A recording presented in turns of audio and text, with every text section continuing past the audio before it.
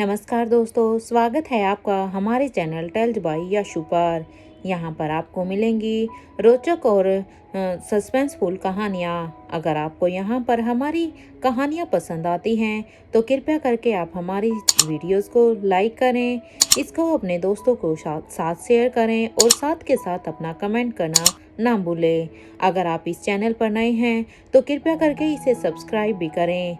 आपका ज्यादा समय न लेते हुए चलो आज की कहानी को शुरू करते हैं।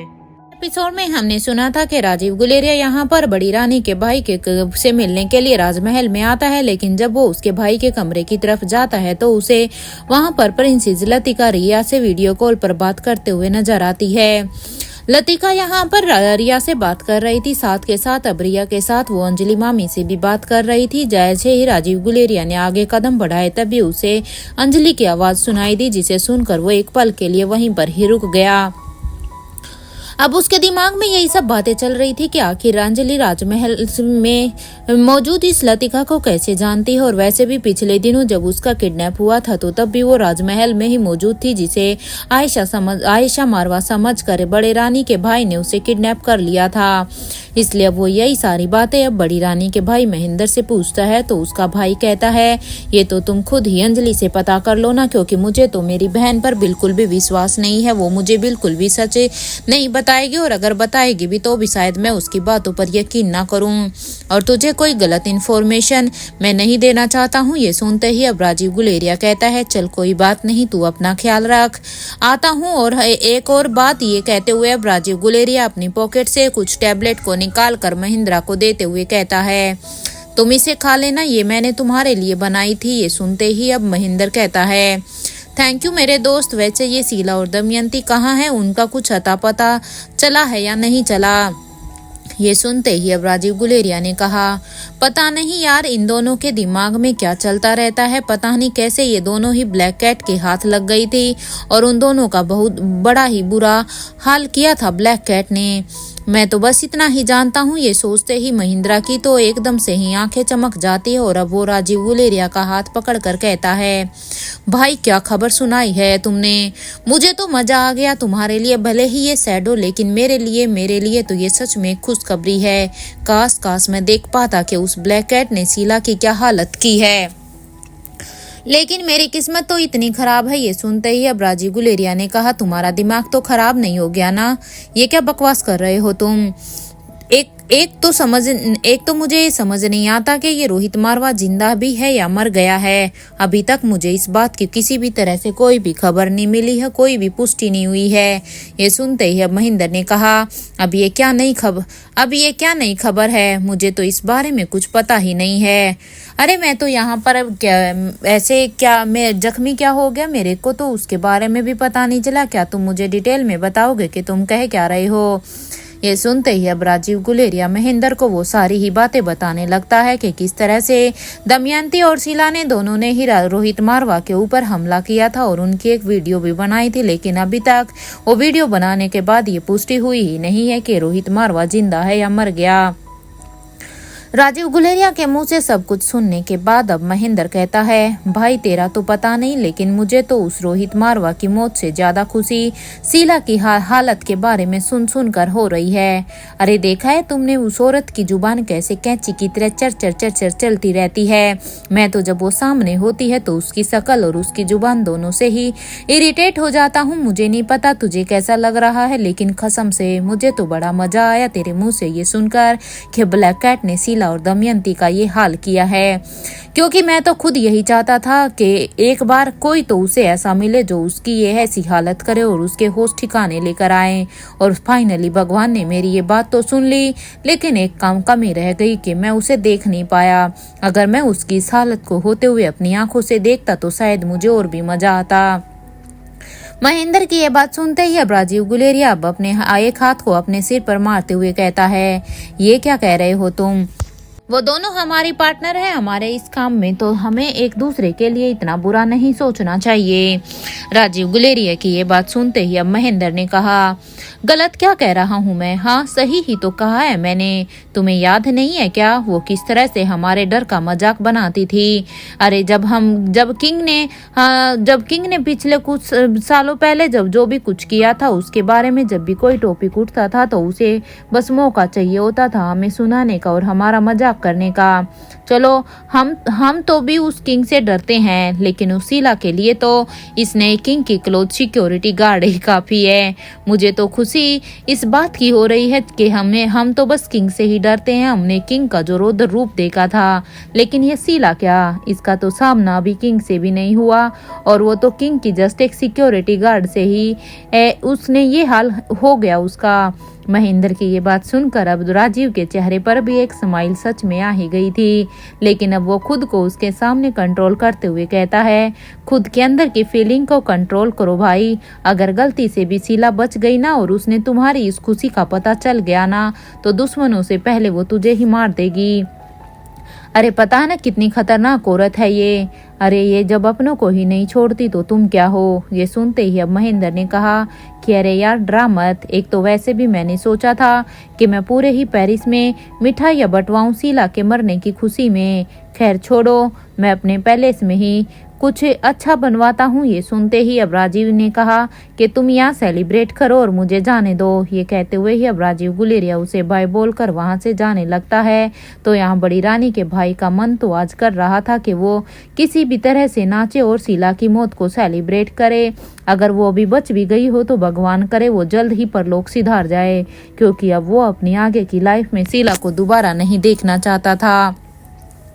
इसीलिए वो बस अपनी इस खुशी को सेलिब्रेट करना चाहता था। वहीं दूसरी तरफ कविनालिशा अभी अपने रूम में यही सोच रही थी कि आखिर उन दोनों औरतों की मिसेज अंजलि मल्होत्रा से क्या ही दुश्मनी होगी।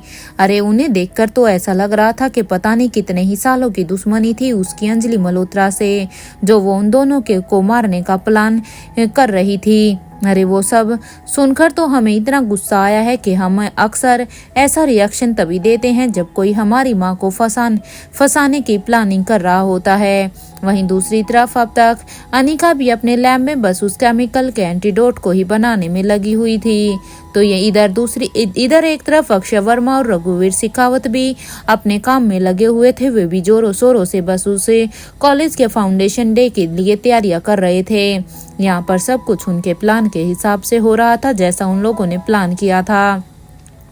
तो वहीं एक और तरफ अब तक शीला और दमयंती का ऑपरेशन भी पूरा हो गया था, क्योंकि जो डॉक्टर्स की टीम उन दोनों ही बूढ़ों के घर में आई थी वो अब तक उस ऑपरेशन को करने में कामयाब हो गई थी।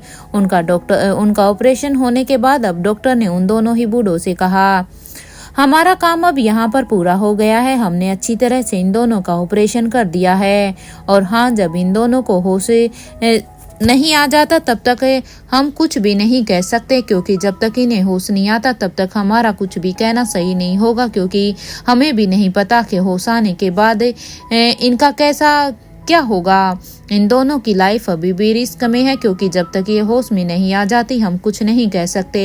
लेकिन हाँ ये अलग बात होती कि अगर ये ऑपरेशन डॉक्टर अमृता अपने हाथों से करती, तो अगर डॉक्टर अमृता ने इनका ऑपरेशन किया होता तो इनके बचने के चांसेस और भी ज्यादा हो जाते। लेकिन मुझे अब इनके चांसेस ये कम लग रहे हैं। ये इनका शायद बैड लक ही है, क्योंकि डॉक्टर अमृता की याददाश्त अब जा चुकी है। अगर उनकी याददाश्त से अभी होती भी तो अगर उनकी याददाश्त नहीं जाती तो फिर तो शायद वो इनका ऑपरेशन कर भी सकती, और डॉक्टर अमृता अब कुछ नहीं कर सकती है। इनफैक्ट हमने तो सुना है कि उन्होंने खुद अपने हस्बैंड के हॉस्पिटल में अब एज ए डॉक्टर ट्राई किया था, लेकिन वो सक्सेस नहीं हुई है। ये सुनते ही अब एक बूढ़ा कहता है, आप सबका काम खत्म हो गया है, अब आप यहाँ से जाइए। थैंक यू सो मच कि आप इतने कम समय में यहाँ पर आए और इन दोनों का अपनी तरफ से अच्छे इलाज किया। अब ये सुनते ही वहाँ से सारे ही डॉक्टर वहाँ से अब चले जाते हैं, और अब वो उस घर से बाहर निकलकर वो सभी अब उस चौपर में जाकर बैठ जाते हैं, और कुछ ही देर में वो चौपर आसमान में उड़ने लगता है। यहाँ भी उन डॉक्टर्स के उसकी टीम के जाने के बाद अब यहाँ अब एक बूढ़ा अपने साथी से कहता है, अगर इस दमयंती ने बेवकूफ़ी नहीं की होती तो आज अनिका की याददाश्त नहीं गई होती। अब पता नहीं इन दोनों को ठीक होने में कितना ही वक्त कल लगेगा। मुझे तो ऐसा लग रहा है कि इन दोनों ने जितने भी कारनामे किए हैं वो कहीं ना कहीं हमारे आगे चलकर हमारे लिए ही मुसीबत बन रहे हैं। अपने साथी की ये बात सुनकर अब दूसरा बूढ़ा कहता है, देखो तुम उम्मीद मत छोड़ो, और हाँ मेरे ख्याल से अब इन दोनों का राजीव के पैलेस पर इन दोनों को पहुंचा देते हैं। अब इसके बाद राजीव ही कुछ कर सकता है, वहीं पर ही अब इनका ट्रीटमेंट हो जाएगा। ये कहते हुए ही अब दोनों बूढ़े अपने सामने लेटी हुई शीला और दमयंती को ही बस एक नज़र देखे जा रहे थे, क्योंकि उन्हें भी उन दोनों के इस तरह से इस हाल पर उन्हें भी बड़ा ही तरस आ रहा था कि उन दोनों के साथ ये क्या हुआ।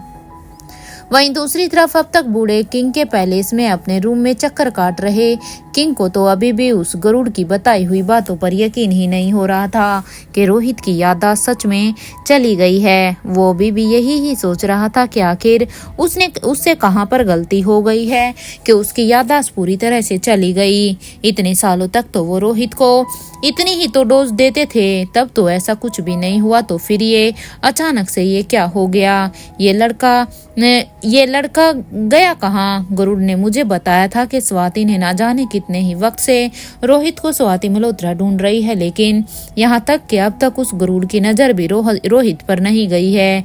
अरे उस गरुड़ की तो कितनी पैनी नजर है, वो आसमान से उड़ते हुए न जाने कितनी ही दूर की चीजें देख सकता है, लेकिन समझ में ही नहीं आता कि आखिर ये लड़का गया तो गया कहाँ पर। स्वाति का समझ में आता है कि वो स्वाति की नजरों से बच गया, लेकिन उस गरुड़ की नजरों से वो कैसे बच सकता है।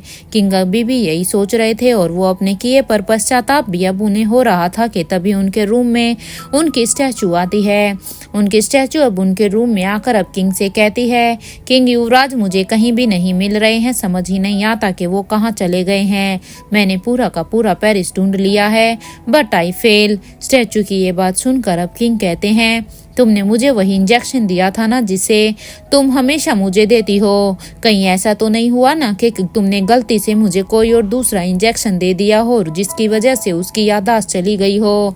क्योंकि अगर सच में रोहित युवराज की याददाश्त चली गई है और अब वो स्वाति मल्होत्रा की गुफा से भी चले गए हैं, तो वो अब तो अपने पास्ट के बारे में कुछ भी नहीं जानते होंगे। उन्हें कहाँ जाना है, क्या करना है, कौन है वो। उसके लिए तो फिर पेरिस में अब बड़ी ही मुश्किल होगी। वो कैसे ही लोगों को क्या ही बताएगा और उसके लिए सरवाइव करना कितना ही मुश्किल होगा। तुम एक बार ठीक से सोचकर मुझे बताओ। किंग की यह बात सुनकर अब स्टैचू कहती है, यस किंग, युवराज आपसे मिलने के टाइम पीरियड ही भूल गए होंगे। ये सुनते ही अब किंग ने कहा, नहीं ऐसा नहीं है, वो सब कुछ भूल गया है, क्योंकि हमेशा की तरह वो बस मेरे से मिलने वाला टाइम पीरियड ही भूलता था, लेकिन अभी मुझे जो पता चला है उसके हिसाब से तो वो सब कुछ भूल गया है। समझ नहीं आता कि ये लड़का आखिर अब गया कहाँ है और ऐसी हालत में अब वो क्या करेगा। ठीक है, तुम एक काम करो, तुम उस अनिका से कहो कि वो तीनों बच्चों को यहाँ पर छोड़ जाए और खुद अपना मिशन कंप्लीट करके यहाँ आ जाए। और हाँ, उसे कहो कि वो बच्चों को आयशा मारवा के साथ ही भेजे, क्योंकि आयशा मारवा को भी यहीं पर ही आना है, वरना रिया को यहाँ संभालना हम लोगों के लिए बहुत ही मुश्किल हो जाएगा अगर आयशा यहाँ पर नहीं आई तो। अब किंग की ये बात सुनते ही अब वहां पर उस स्टैचू ने कहा, ओके किंग, मैं आपका ये मैसेज अनिका मैडम तक पहुंचा दूंगी। ये स्टैचू अब ये कहते हुए ही अब वो स्टैचू किंग के रूम से बाहर निकल जाती है। तो वहीं किंग अभी यही सोच रहे थे कि अगर ये लड़का मुझे बेवकूफ़ बना भी रहा है तो वो अपने बच्चों को ढूंढने के लिए तो जरूर सामने आएगा। अगर मैं उसके बच्चों को, उसकी माँ को अगर यहीं अपने पैलेस में ही तब तक रखूंगा तो फिर तो उसे सामने आना ही होगा। मैं भी देखता हूँ कि कब तक वो ऐसे लुका छुपी खेलेगा, फिर मुझे पता चल ही जाएगा कि लड़का झूठ बोल रहा है या सच में ही उसकी याददाश्त चली गई है। वहीं दूसरी तरफ अब तक स्वाति मल्होत्रा पेरिस में हर एक जगह पर रोहित को ढूंढ रही थी। ऐसी कोई भी जगह नहीं थी जहां पर अब तक स्वाति मल्होत्रा ने रोहित को ना ढूंढा हो। आखिर अभी वो भी अपनी ड्राइव करते हुए यही सोच रही थी कि आखिर ये रोहित गया तो गया कहाँ। अब मैं अनिका को किस मुंह से बताऊंगी कि रोहित मेरे ही पास से वो कहीं खो गया है। अब अनिका को तो पता नहीं, मेरी इन बातों पर विश्वास भी नहीं होगा। अनिका के लिए तो सबसे पहले ये बात होगी कि उसकी याददाश्त चली गई है। पता नहीं अनिका क्या ही सोचेगी, मेरी बेटी पर पता नहीं क्या ही गुजरेगी। और जब उसे पता चलेगा कि रोहित मेरी गुफा से भी कहीं चला गया है, तो तब तो पता नहीं उसको मैं कैसे ही संभाल पाऊंगी। आखिर कहाँ हो सकता है ये रोहित। अभी वो ये सोच ही रही थी कि तभी अब उसके फोन पर एक प्राइवेट नंबर से मैसेज आता है, जिसे पढ़ने के बाद अब स्वाति मल्होत्रा उसमें जल्दी से अपनी गाड़ी को दूसरी तरफ घुमा लेती है। जिस डायरेक्शन से वो जा रही थी वो उससे अपोजिट डायरेक्शन की तरफ जाती है। अपनी गाड़ी को ड्राइव करती हुई स्वाति मल्होत्रा के दिमाग में अभी बहुत कुछ ही चल रहा था, लेकिन उन सब के सवालों के जवाब अभी उसके पास नहीं थे। उन्हें समझ ही नहीं आ रहा था कि आखिर वो ऐसा क्यों कर रहा है। कुछ देर तक अपनी गाड़ी को सड़कों पर दौड़ाने के बाद स्वाति मल्होत्रा अब अपनी गाड़ी को एक जगह पर पार्क कर देती है और फिर बिना किसी की नजर में आए वो जल्दी से उस घर की तरफ जाती है। और उस घर के अंदर जाने के बाद अब वो एलिवेटर के अंदर चली जाती है और वहां से जाते हुए अब वो टॉप फ्लोर का बटन प्रेस कर देती है। कुछ ही देर के बाद वो एलिवेटर अब सीधा ही टॉप फ्लोर पर आ जाता है। स्वाति मल्होत्रा अब जल्दी से एक रूम के सामने आ जाती है और फिर उस रूम के सामने आकर अब वो उस रूम को नॉक करने लगती है। कुछ देर की नॉक के बाद जब दरवाजा खुलता है तो सामने कोई और नहीं बल्कि रोहित को होता है। और रोहित को देखकर अब वो कहती है, तुम ठीक तो हो ना।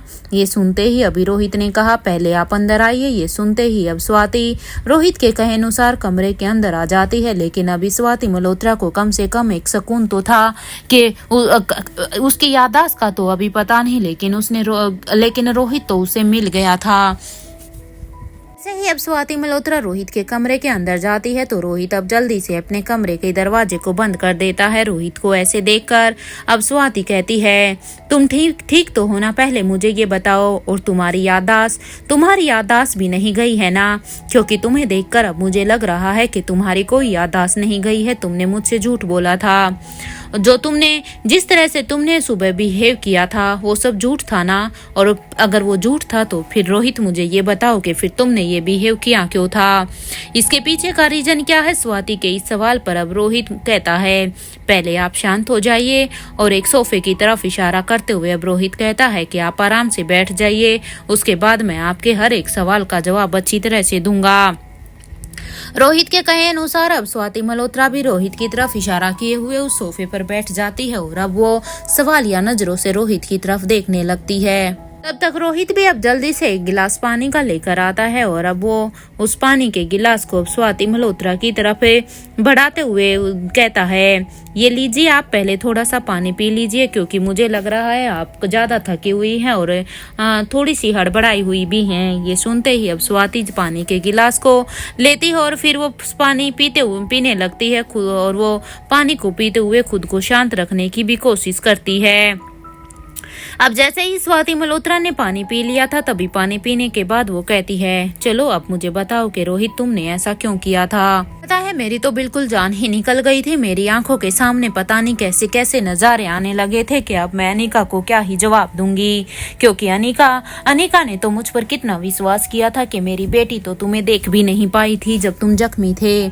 अब स्वाति की ये बात सुनते ही अब रोहित ने स्वाति से कहा, पहले आप बताइए कि आपने और अनिका ने मेरे साथ ऐसा क्यों किया, जबकि आप दोनों अच्छी तरह से जानती थी कि मैं उन्हें ढूंढ रहा हूँ, फिर भी तो आप दोनों ने मुझसे उनका राज क्यों छुपाया? रोहित की ये बात सुनकर तो स्वाति अब फटी हुई आंखों से बस रोहित को ही देख रही थी। स्वाति समझ चुकी थी कि अब रोहित की याददाश्त कहीं नहीं गई है और उसे तो जबकि किंग से हुई मुलाकात भी अच्छी तरह से याद है। स्वाति अब रोहित से पूछती है, तुम्हें कैसे पता चला रोहित? ये सुनते ही अब रोहित स्वाति को एक स्माइल देते हुए कहता है, वो तो मैं आपको बाद में बताऊंगा, पहले मुझे आपसे एक हेल्प चाहिए। मुझे उस फाउंडेशन डे वाले दिन मुझे उस रूम में जाना है ये सुनते ही अब स्वाति ने कहा, कहीं तुम उस न्यूरोलॉजी डिपार्टमेंट के बेसमेंट में बने उस रूम में जाने की तो बात नहीं कर रहे हो ना रोहित। ये सुनते ही अब रोहित ने कहा, हाँ आप बिल्कुल सही समझ रही हैं, मैं उसी रूम में ही जाना चाहता हूँ। रोहित की ये बात सुनकर अब स्वाति मल्होत्रा कहती है, तुम जानते हो ना कि उस रूम तक पहुंचना इतना आसान नहीं है। तुमने तो एक बार पहले भी ट्राई किया था ना, और देखा था ना तुमने कि तुम तब भी नहीं जा पाए थे। स्वाति की ये बात सुनकर अब रोहित कहता है कि इसलिए तो मैं आपसे अब हेल्प मांग रहा हूँ, क्योंकि अब तो उस रूम में जाना मेरे लिए और भी जरूरी हो गया है, और अब मैं हर हाल में उस रूम तक जाना चाहता हूँ और वहां पर छुपे उस राज को जानना चाहता हूँ, और इसीलिए मुझे ये काम अब उसी दिन ही करना है। रोहित की बात को सुनते हुए अब स्वाति कहती है, ठीक है फिर तुम मुझे बताओ कि प्लान क्या है और मेरा क्या रोल होगा उसमें। स्वाति की ये बात सुनकर अब रोहित कहता है, ठीक है अब आप मेरी बात ध्यान से सुनिए। कुछ देर तक रोहित अब स्वाति को अपना पूरा हाई प्लान समझाने लगता है। कुछ देर के बाद अब रोहित कहता है, क्या आपको कुछ पूछना है इस प्लान में या आपको इसमें कुछ ऐड कराना है। रोहित की ये बात सुनकर अब स्वाति कहती है, वैसे तो सब कुछ तुम्हारा प्लान पूरी तरह से ठीक है, मुझे विश्वास है कि ये काम कर जाएगा, लेकिन एक गड़बड़ है। मुझे उस लेजर लाइट के सीक्रेट कोड को हैक करने में थोड़ा सा वक्त लग सकता है। जब तक हमें उस केमिकल से कौन बचाएगा, क्योंकि जितना वक्त मुझे उस कोड को हैक करने में लगेगा तब तक तो वो केमिकल वहां पर स्प्रेड हो चुका होगा, और अगर वो स्प्रेड होने लगा तो स्वाति की अभी ये बात सुनकर अब रोहित कहता है, हाँ ये बात तो सोचने की है, क्योंकि वो केमिकल सच में बहुत ही जानलेवा है। कुछ देर तक स्वाति और रोहित दोनों ही अब कुछ सोच रहे थे कि आखिर वो क्या करेंगे। तभी स्वाति के दिमाग में अब एकदम से एक आइडिया आता है, और जैसे ही वो आइडिया अब स्वाति के दिमाग में आता है तो स्वाति अब जल्दी से एक चुटकी बजाती है और उसके चेहरे पर समाइल आ जाती है। स्वाति की चुटकी की आवाज सुनकर अब रोहित एकदम से स्वाति की तरफ देखता है और वो कहता है, क्या हुआ, कोई सोल्यूशन मिला माँ आपको। तब रोहित की ये बात सुनकर अब स्वाति कहती है, हाँ मिला, वो रोबोट सूट, और इसमें मैं एक ऐसी टेक्नोलॉजी का यूज कर सकती हूँ जिसमें हम एक आर्टिफिशियल ऑक्सीजन का यूज कर सकते हैं इस रोबोट सूट के साथ, जिससे कि अब कुछ वक्त तक वो केमिकल अटैक से हमें बचा सकता है। स्वाति की ये बात सुनकर अब रोहित कहता है, माँ इसे बनाने में कितना वक्त लग सकता है, मेरा मतलब है कि क्या आप ज्यादा से ज्यादा सूट बना सकती हैं। रोहित की ये बात सुनकर अब स्वाति मल्होत्रा कहती है, मैं कोशिश करूंगी कि मैं ज्यादा से ज्यादा बना सकूं, हम दोनों के लिए बनाऊंगी और बाकी मैं अनिका तक जल्द ही पहुंचा दूंगी, क्योंकि अनिका को भी तो इस मिशन में उसकी जरूरत पड़ सकती है। स्वाति की ये बात सुनकर अब रोहित मारवा कहता है कि थैंक यू माँ, मेरी इतनी बड़ी हेल्प करने के लिए। आपकी हेल्प के बिना मेरा उस रूम तक पहुंचना पॉसिबल ही नहीं था। ये सुनते ही अब स्वाति मल्होत्रा कहती है, चलो अब बस भी करो, एक तो माँ भी कहते हो और माँ को डराते भी रहते हो। पता है तुमने आज जो भी कुछ किया है उससे तो मेरा कलेजा ही निकल गया था। ये कहते हुए अब स्वाति रोहित को अपने गले से लगाते हुए कहती है, रोहित बेटा मुझे माफ कर देना, मेरे बच्चे, मेरी एक गलती की वजह से तुमने सच में बहुत कुछ सहा है। आज मुझे उस चीज का रियलाइज हुआ है। आज कुछ ही घंटों में मुझे एहसास हो गया कि उस वक्त तुम्हें कैसा लगा होगा जब अनिका तुमसे अजनबियों जैसा बिहेव करती थी। स्वाति की ये बात सुनकर अब रोहित कहता है, मुझे माफ कर दीजिएगा माँ, मेरी इंटेंशन आपको हर्ट करने की बिल्कुल भी नहीं थी। मैं तो बस अपने नाना को ये एहसास दिलाना चाहता था कि वो जो इतने सालों से मेरे साथ करते आ रहे थे वो सही नहीं था। मेरा इंटेंशन यहाँ पर आपको किसी भी तरह का हर्ट करने का नहीं था। हर्ट तो मैं अपने नाना से हूँ और उसी को ये सब एहसास दिलाने के लिए मेरा ये करना जरूरी था। आप दोनों ने तो एक ही गलती की थी ना। यहाँ रोहित के पैलेस में इधर स्वाति और रोहित ये सब डिस्कस कर रहे थे कि आखिर वो फाउंडेशन डे वाले दिन उसे बेसमेंट तक कैसे जाएंगे। तो वहाँ इन सभी बातों से अनजान वो गरुड़ अभी स्वाति मल्होत्रा के पैलेस में आ जाता है। अनिका को अब वो सब कुछ बताने के लिए यहाँ पर वो इस पैलेस के पास आता है। गरुड़ अब रोहित और अनिका की बालकनी की रेलिंग के पास बैठकर अब वो यहाँ पर अनिका के आने का ही वेट कर रहा था, क्योंकि उसे अभी यहाँ पर इस कमरे में कहीं पर भी अनिका दिखाई नहीं दे रही थी। वहीं दूसरी तरफ अनिका अपनी लैब में काम कर रही थी। अनिका को एनी ने कहा था कि मैडम इसे अभी पूरा होने में थोड़ा सा टाइम लगेगा। और हाँ, मैंने केमिकल डिटेक्टर बैंड बना दिया है, अब आप उसे टेस्ट कर सकती हैं।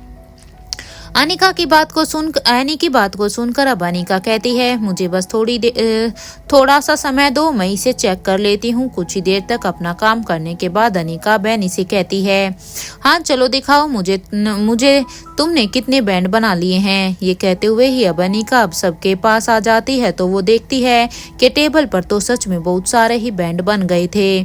अनिका अब एक बैंड को उठाकर कहती है, इसे कैसे बनाया गया है एनी, क्या तुम मुझे बताओगी?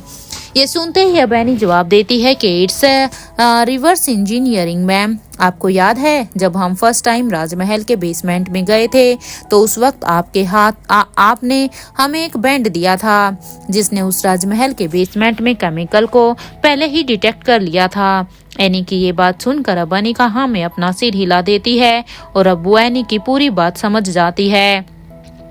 पहले तो एनी ने उसकी माँ का बनाए हुए बैंड को पूरी तरह से खोलकर उसकी स्टडी की थी और फिर उसके बाद इस बैंड को बनाया था। अनिका अब एनी की इस बात को बड़े ही ध्यान से सुन रही थी और अब वो एनी को कहती है, एनी वेल डन, सच में तुमने एक बहुत अच्छा काम किया है।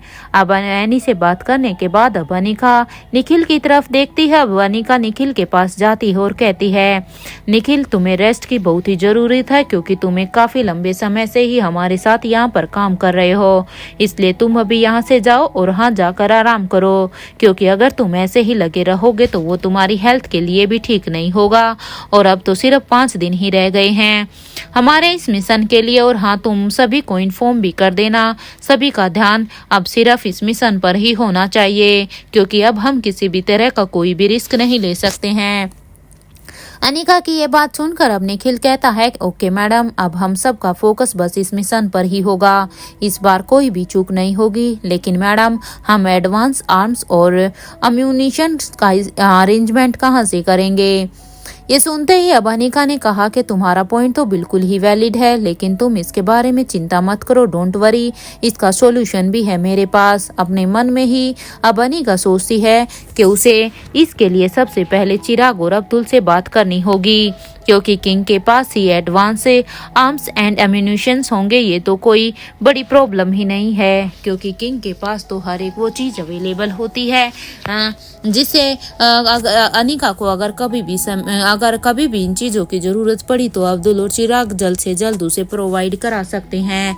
ये सोचते हुए अब अनिका के चेहरे पर एक स्माइल आ जाती है और अब अनिका यही सोचती है कि अब हम इस मिशन के लिए पूरी तरह से रेडी हैं।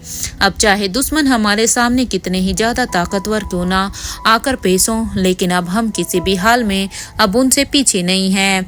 अनिका ने यहाँ पर फाउंडेशन डे के लिए अपनी पूरी ही तैयारी पहले से ही खत्म कर ली थी क्योंकि अनिका का फोकस सबसे ज्यादा बस इस मिशन के ऊपर ही था।